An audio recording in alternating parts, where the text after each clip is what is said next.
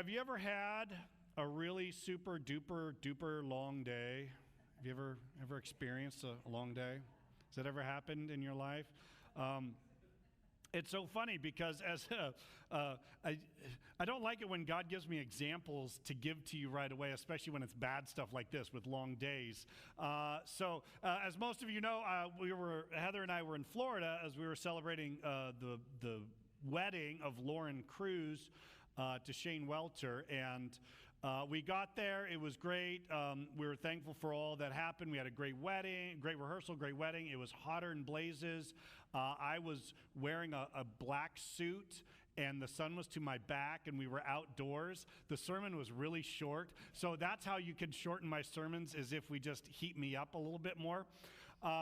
But after the wedding was over, it was great because we'd been watching the weather reports all along, and Wednesday was the rehearsal, and Thursday was the wedding, which is a strange time to do a wedding. But I'm really glad they got married on a Thursday, because on Friday, Claudette decided to show up, and this was it was just going to be a storm, but as it started moving through the Gulf of Mexico, it got a little bit bigger and a little bit stronger, and so, we go out to eat on Friday night. The storm is starting to move in. It's actually pretty hilarious, but we get back, and that night, Friday night, we go to bed, and that's when, for us, one of the longest days started happening. So Saturday morning, early in the morning, I wake up because our hotel, we're on the 6th floor, our hotel was going back and forth, shaking because of the winds, 81-mile-an-hour winds. So we're like, I hope we're not going to die today. That would be really bad. And so we wake up, and the storm is just massive, and it's pouring outside, and we're watching the Weather Channel, and the Weather Channel is actually broadcasting at the hotel right next to us. We actually even took pictures like, wow, the Weather Channel is out here in Pensacola, Florida. This is crazy. And the storm is it's massive. And we're sitting there wondering, do airplanes fly in storms? I don't think they do, because when we were in Minneapolis, we got caught in a storm with the youth group, and they wouldn't let us fly, but we're like, we're going to see if we can get there. So we check out of our hotel, and thankfully, we'd been checking Uber all morning long, like, please, is there any crazy people still driving Uber this morning? And sure enough, one shows up, we click it. The guy was great. He's like, this is tree trimming weather. What are you talking about? It's just clearing out all the dead branches for us. Well, okay, great. And we had heard that morning, because there are 3 bridges that we had to cross to get now. I'm not used to these types of bridges. These bridges are close to the water. Like, why don't they just build them up a little higher? Like, why do you have to be right on the water? And sure enough, a semi-truck had blown over and was blocking. I'm like, are we even going to make it to the airport? It had gotten cleared. We're going over 3 Mile Bridge, because guess how long it is? 3 mile. Again, can't they just raise them up a little bit? Like, why do they have to be right on the water? And we get there, and we get into the airport, and the airport is packed because everyone was coming to the airport, but no one was leaving on the airplanes.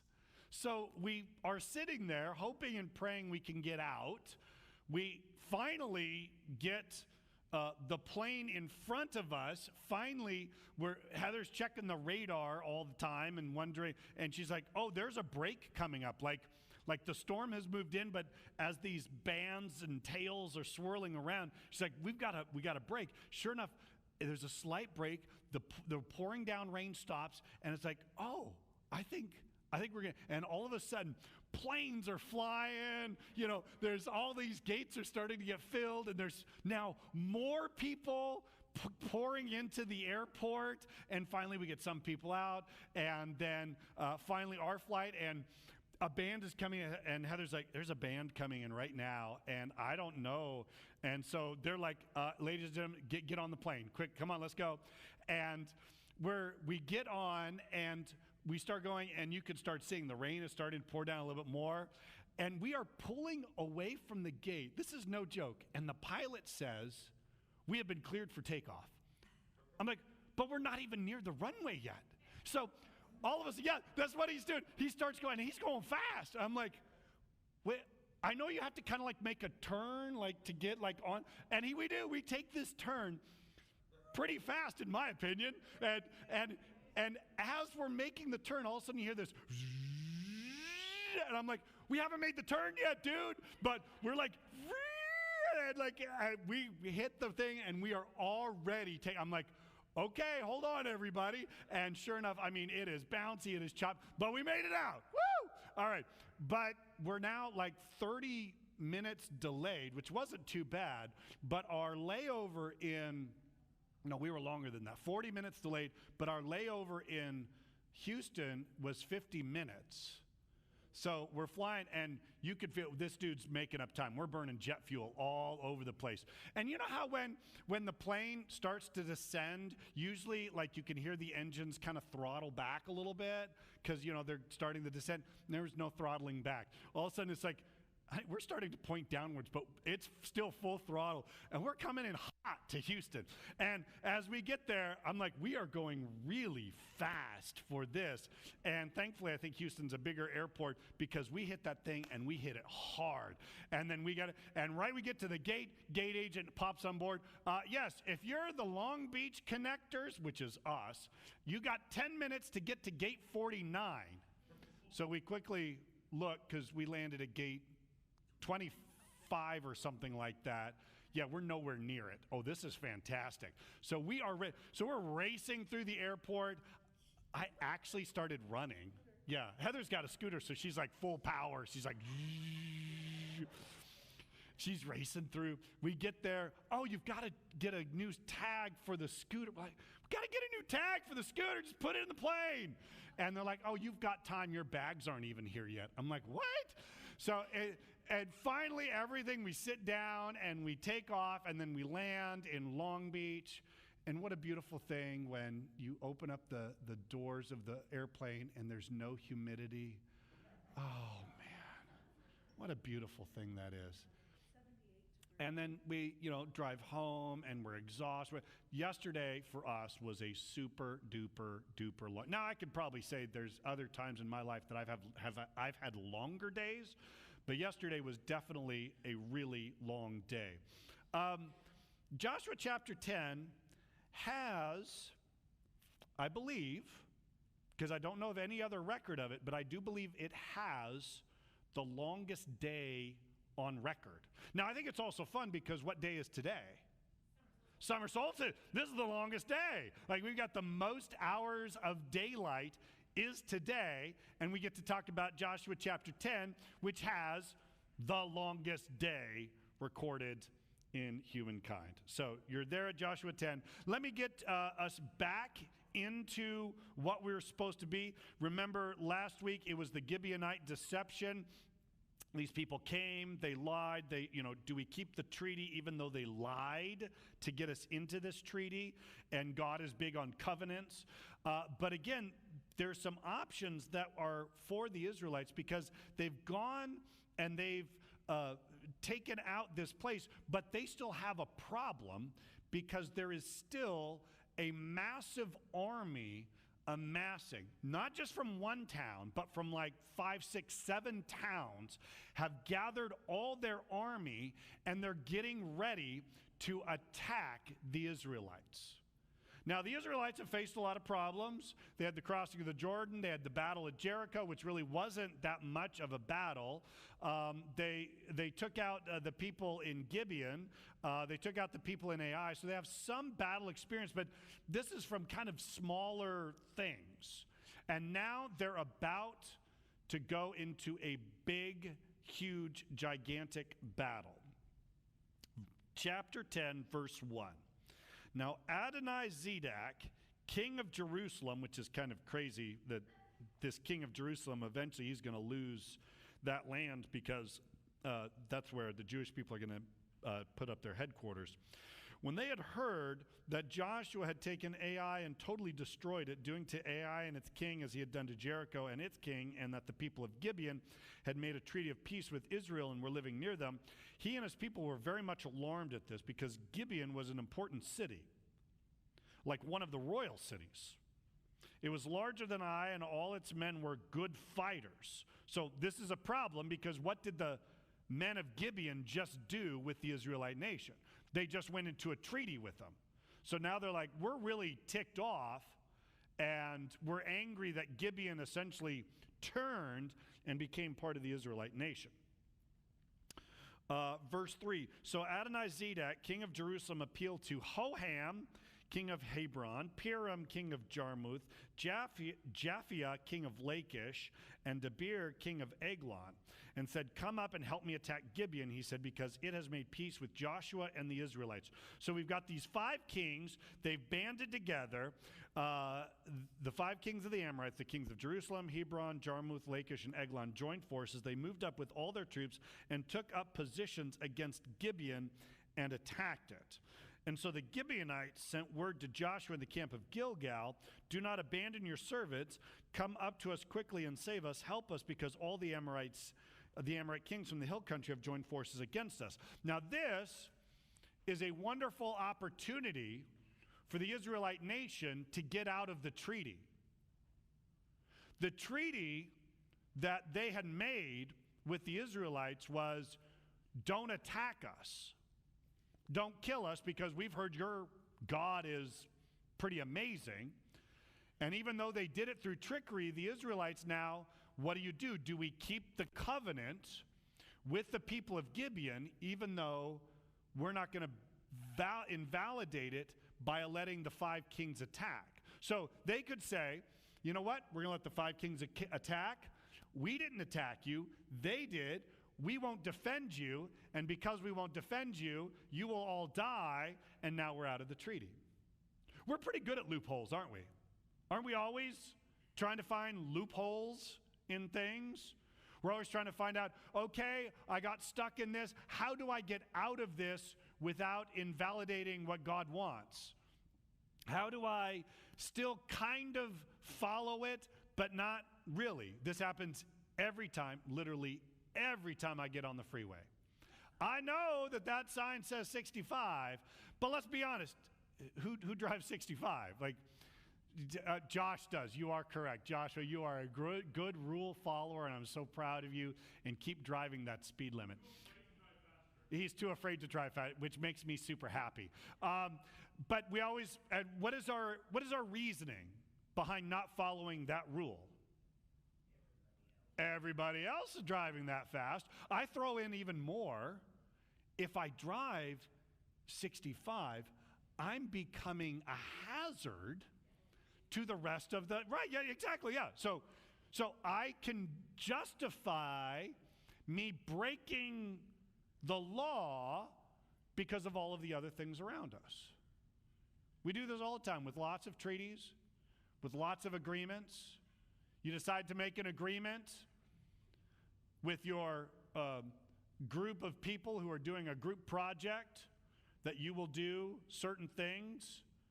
And then as the time comes, you find out you had homework from another class, you had soccer practice that evening, and you hadn't seen your girlfriend in a while. So maybe I cannot follow this because I've got lots of other good reasons and good excuses, and I will find a way to get out of this treaty. Now, the Israelites decide to keep the treaty. They decide to say, we are not going to abandon you at your time of need. Instead, we will actually come and help. So verse 7, Joshua marched up from Gilgal with his entire army, including all the best fighting men. The Lord said to Joshua, you shouldn't have been in a treaty with those stupid people in the first place. Do not be afraid of them. I have given them into your hand.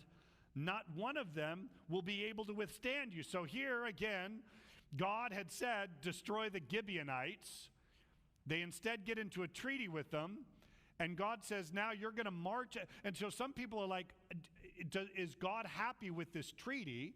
We really don't know the answer to that question, but we do know this. God specifically then tells them as they're getting ready to march up, he says, do it. I'm with you. I will back you. My power will be with you. That's pretty impressive. I have a sneaking suspicion that if the Israelite nation had gone and sought the Lord about the Gibeonites, I wouldn't be surprised if God would have said, yes, keep them, they want to be with you. And why do I say that? Because there was also another town that was supposed to be 100% destroyed. Every person in that town was supposed to die, and that was the town of Jericho. But God honors the covenant that was made with the spies, with the girl Rahab, and not just Rahab, but her entire family. God gives us these huge principles, but there's always room for God's grace. And I think we forget that. There's always room for God's grace. So God here is saying, you made this covenant with them, and I want you to honor that covenant. And you're not going to abandon these people at their greatest hour of need. That's the room of God's grace, and that's our model. That is our example, that we don't run or abandon at the greatest time of someone's life. So, verse 9, after an all-night march from Gilgal, we don't really understand some of the details. I have never done an all-night march. Now, I know military people have talked about how painful those things are. Could you imagine you are going all night long just to get to a location, and when you get there, you are going to fight? After an all-night march from Gilgal, Joshua took them by surprise. The Lord threw them into confusion before Israel, who defeated them in a great victory at Gibeon. Israel pursued them along the road, going up to Beth Horon, and cut them down all the way to Azekah and Makkedah.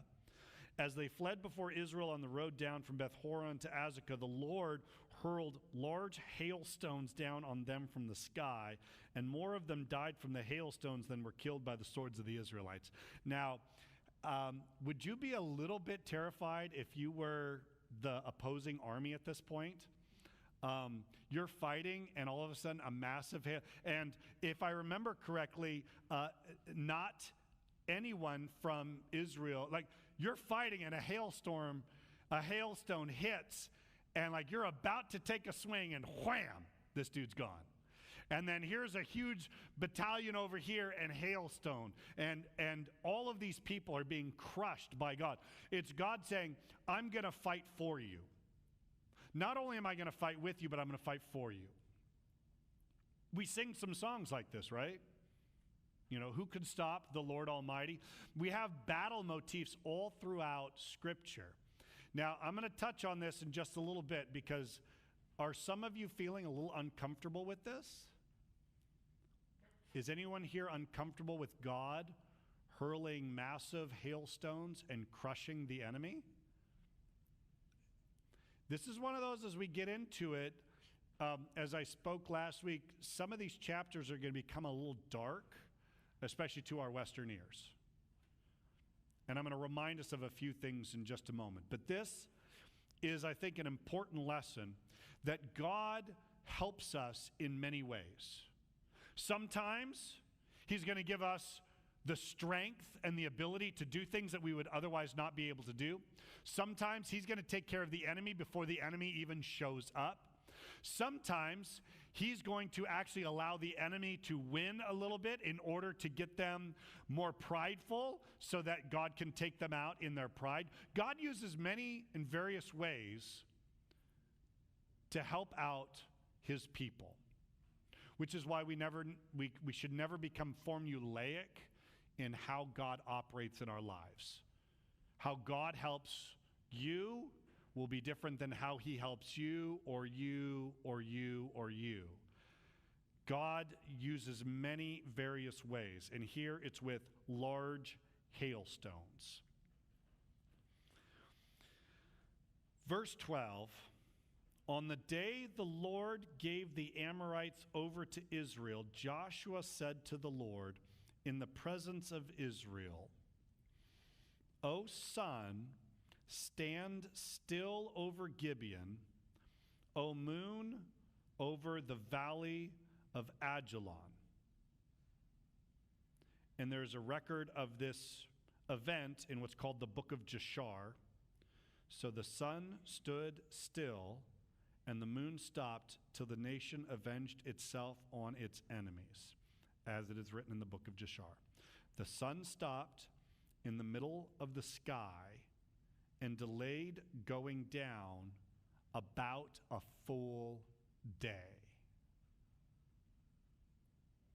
Longest day in history. Now, you're wondering, how does this happen? So, is it, because all the scientific people are like, what are the mechanics of this? Because did the sun stop or did the earth stop? As we know, the sun is actually not moving across. The earth is rotating. And I remember reading reports that said, if God stopped the earth from rotating, people, yes, would have just been, we would be flung. Like if he stopped it right now, we would go out into space because we all stopped. So did he do that? Did he cause the sun to reverse its orbit so that it stayed in the earth's still rotating, but the sun is? What's the answer? I have absolutely no idea how God does these things. I wondered this when he stopped the Jordan River. Remember that? How did he stop a river from coming downstream? And some people are like, well, you know, at certain times there's earthquakes, and so sometimes it reverses course. And you try to come up with all these natural explanations. The problem is, it wasn't that the river just like stopped and then reversed. The water stopped up on a heap back a couple miles. How did that happen? Now, was that because then the water from upstream stopped flowing? Did it go over, like, how did it with this? We have no idea. That is not in the Book of Jashar, but it's one of these things with God. We're always looking for natural explanations. And I think that's the reason why God and the miracles sometimes don't seem that amazing, is because we always have a reason for it happening. I have no idea how the sun could stand still. I have no idea how God could create everything in 6 days. I have no idea why it took God 6 days to create. He could have done it in 6 milliseconds. I don't know how a dead person who has been in the grave for many a days all of a sudden has its life revitalized and can come out of a tomb. I don't know how a paralyzed man who has never walked since birth can now stand up on his strong legs. I have no idea. Does that mean it didn't happen? Again, I think one of the greatest examples of this is the microwave. Does anyone know how the microwave actually works? Yeah, some of you probably do. Yeah, George is like, I do actually. It's something about, like, it shoots waves, small waves, so they're like microwaves. Yeah. And it shoots it through an item which agitates it, which makes it hot. Well, how did the microwaves get into the microwave to begin with? How does it generate it? This is fascinating. It's crazy. I remember my grandmother who lived to see a lot of things in her life. My grandmother would never fly in an airplane. Do you know why she never flew in an airplane? She's like, that's a giant metal tube, right? It's got to be some voodoo magic to get it to get in the air. And I'm like, well, it's really all about thrust. We're cleared for takeoff. And she also had a problem with MP3 players. My dad would always record my sermons. He would download, he'd put them on an MP3 player, and he would give them to my grandma. And my grandma would look at it, and she'd go, how does it fit in there? She's like, where's the tape? Like, is it wound? I'm like, no, it's flash memory, Grandma. Well, what's flash memory? I don't know. It's voodoo magic, Grandma. I don't know how it works. I have no problem with God doing things miraculous. Do you want to know what I think is the most miraculous about this particular event? It was that God listened to Joshua. Remember, it wasn't God that said, hey, Joshua, you're going to finish the battle, and in finishing the battle, I'm going to just ask for the sun to stop, and I'll stop. Who here would have actually asked for the sun to stop? Would any of you done that? You know what I would have done? God, we just need a few more hailstones. We could finish this job really fast. Just like massive hailstones, crush the entire enemy, and we're done. Yeah, I don't know if, God would be like, that would have been a much easier trick than stopping the sun. I find it amazing that God listens to his people. God actually listens to you. And he doesn't listen to you like, oh, that's really sweet. Thank you, child of mine. You don't know what you're asking. God is always listening to his children. And I find that incredible. To the point where Joshua comes out with the craziest prayer. And God says, I'll do it. I think there's a crazier prayer than this. Lord, I don't deserve your love at all, but will you still save me? And forgive me of all the things I've done in the past and all the things I'm going to do in the future. And God will, every time, without fail, say, yes, I will do that. So God gives Joshua this gift. I don't know if I would have really liked it. Who here would like to march all night, then battle all day on a day that lasts 48 hours? But God grants it. And as it says, verse 14, there has never been a day like it before or since, a day when the Lord listened to a man. God listens to his people. He listens to you and to me. Surely the Lord was fighting for Israel. Then Joshua returned with all Israel to the camp at Gilgal. All right, so now, if you get squeamish on details, this next section is going to be difficult. Now the 5 kings had fled and hidden in the cave at Makkedah. I mean, I guess that's what you do if you're a king and you're fighting and the sun is stopped and hailstones are falling from the sky and they only seem to be targeting your people. What would you do? I think maybe I would run. And that's what these 5 kings do. They run and they hide in a cave at Makkedah. He said, roll large rocks up to the mouth of the cave and post some men there to guard it, but don't stop, pursue your enemies, attack them from the rear, and don't let them reach their cities, for the Lord your God has given them into your hands. So Joshua and the Israelites destroyed them completely, almost to a man, but the few who left reached their fortified cities. The whole army then returned safely to Joshua in the camp at Makkedah, and no one uttered a word against the Israelites. Joshua said, open the mouth of the cave and bring these 5 kings out to me. So they brought the 5 kings out, the kings of Jerusalem, Hebron, Jarmuth, Lachish, and Eglon. When they had brought these kings to Joshua, he summoned all the men of Israel and said to the army commanders who had come with them, come here and put your feet on the necks of these kings. So they came forward and placed their feet on their necks. I don't know the logistics of that. Did they like get their neck stepped on by like everybody? Was there one person who was symbolic? I have no idea.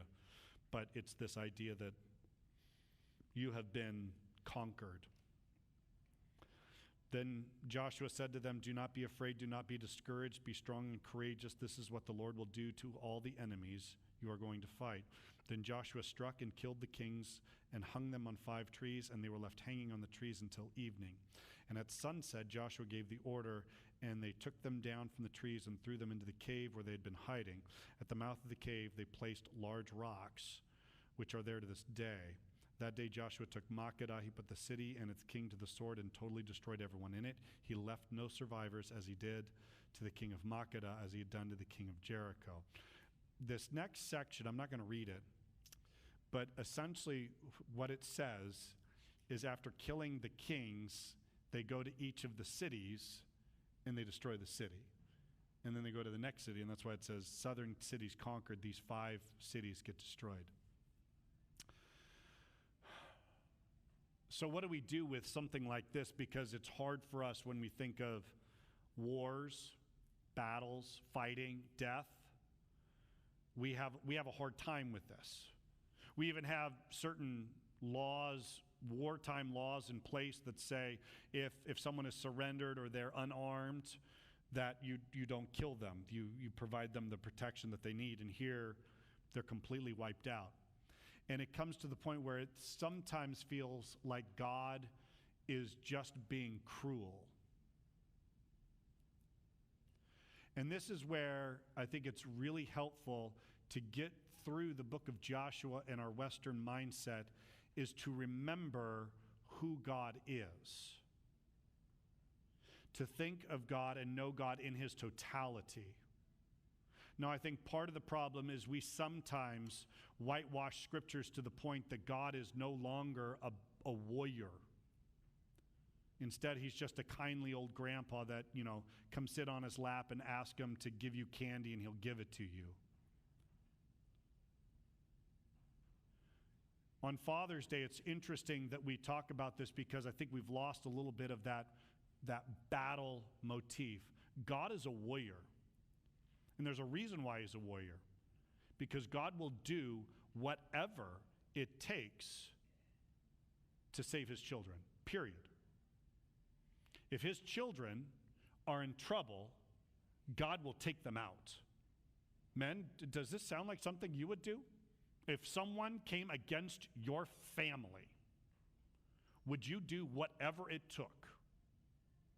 And in fact, I think that we often take it too far where God always has room for grace. God had told Abraham, God had made a covenant with his people saying, you're going to inherit this land and you're going to do it once the sins of the land have been piled up. And so God waits. God waits for years, 10, 20, 30 years, 40 years, 50 years. And all this while, the evil is just so horrendous in the land. Things that you would be shocked at are being done to women and to children. It is some of the most disgusting stuff taking place. And God is still got his room for grace. Like, not yet. We need to wait. Why do we need to wait? Because there's still righteousness. How do I know this? Because that's what God does. When they were when God was going to destroy the city of Sodom and Gomorrah, what did Abraham do? Do you remember? Abraham goes to God and says, God, you're going to kill this whole city? But wait, what if there are righteous people in that city? Well, God says, well, I wouldn't. Well, Abraham, what if there's 50? There's a big city. What if there are 50 people in there who are righteous? And God says, you know what? No. If there are 50 people who are righteous in the city of Sodom, I won't destroy it. And Abraham says, awesome. Hold on, God? 40? 40 people. God says, for 40? No, I wouldn't. 30? 20? Abraham's negotiating with God, which is usually not a very smart thing to do. But he's trying to find out how many righteous people would be in the land and prevent it from being destroyed. And the inference behind it is God will not destroy those people if there is any hope of salvation, if there is any righteousness left within it. God waited 400 years, delaying his judgment until finally it is so far gone, I've got to put an end to it. And yet even then, what is God doing? He's saving prostitutes and their families. He's saving liars and deceivers who are tricking the Israelites into a treaty, because God always has room for grace. All this time, with every one of these cities, at any point, what could the city have done? The city could have said, yeah, we've messed up. This is not good. God. But what do? They stubbornly say, no, God, we hate you. Our God is more powerful, and we're still going to fight. And every single time, they get wiped out. And God will ultimately, at some point, come with judgment on all of us. And I think some of us are trying to wait too long. I'll get to it later. No, God has already given you all the evidence you need to show that he is real. And if you still want to fight against him, if you still say, God, I hate you and everything you stand for, God is not going to force you into heaven. He'll allow what's going to happen, which is judgment.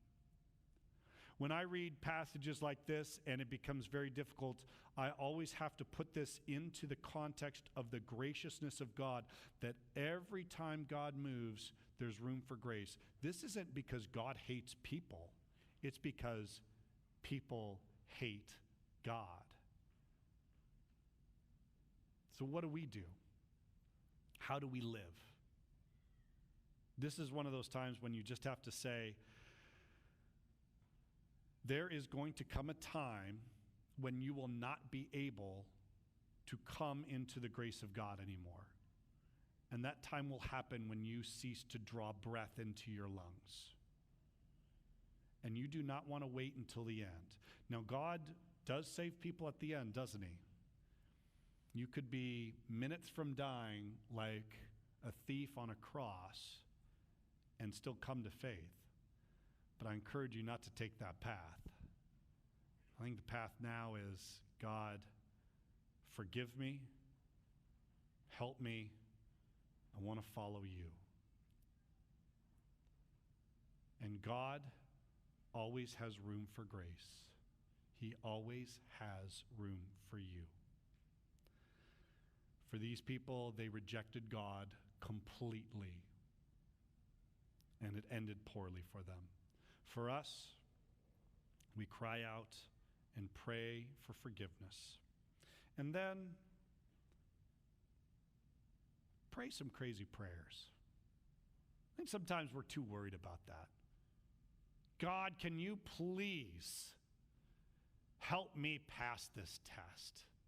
That seems a little selfish, right? And remember, God doesn't answer prayers based out of selfishness, right? Oh, wait. Yeah, he does. God, I just really want to find a parking spot. My wife prays for that all the time. Help us find a park. I'm like, God is running the universe. He does not care about you and your parking spot. And then a parking spot opens up and God's like, Mark, you're an idiot. I'm like, you're right. I am an idiot. Pray some crazy prayers. Joshua prayed for the sun to stand still, and it did. But again, the craziest prayer you could pray is, Lord, forgive me of my sin. And God will forgive you, because he always has room for